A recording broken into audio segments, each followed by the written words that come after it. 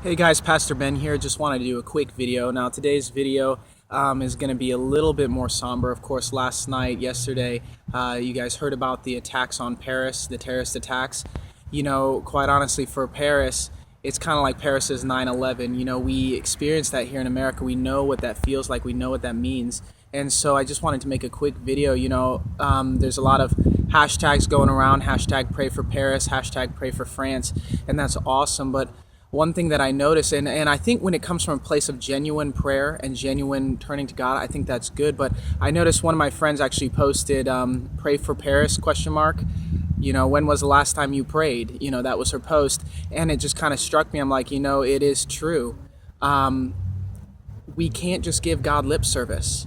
When something tragic happens, if we've been running from God, we need to turn to God, and it needs to be a true turning to God. You know, many times when tragedy strikes, people, they turn to God, but it's a temporary thing.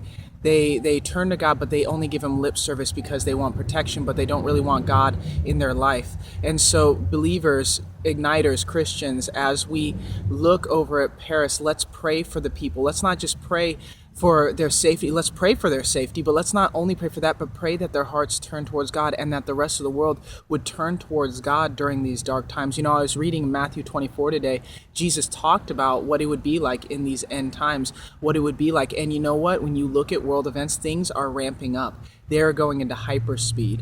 And so, guys, now is the time to not mess around. Now is the time not to mess around and play games with your faith with God. It's either real or it's not for you. And so today, check even your own heart. And as we think about these things, let's make sure that just because things are good right now here in America, let's not forget the people of France. Let's truly actually pray for them. If we're going to actually hashtag pray for Paris, hashtag pray for France, let's actually pray for these people, and let's pray that they turn their hearts to God, and that God removes leaders that would allow things like this and brings in leaders who would truly seek God and turn the hearts of the people back to God.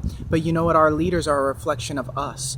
And so we need to have hearts after God, and then maybe God will raise up leaders and help in these things. You know, we need to love God for God, not just turn to him when all of a sudden we need a need. In the good times and the bad times, God is still God, and he loves us in all the times, and he doesn't want these bad things to happen. But sometimes when we push him away, sometimes he can't reach in and help us because we said, no, we don't want your help. And then we turn to him. But let's make sure this isn't a short-lived turning to him. Let's pray for people to turn their hearts to God, and let this be real. Igniters, young adults, Christians alike, let this be real for you. Let your faith truly be real today. And let's love God. And you know what?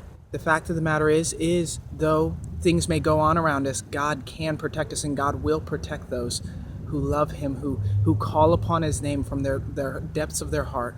So let's pray for Paris. Let's pray for France, but let's do it for real. Let's actually pray for them and not just have a social media movement, but let's truly pray for the people of Paris, that they turn their hearts towards God, and that Europe and America, the West, the East, all over the world would turn and know the true God. All right, I'll see you guys soon. Bye.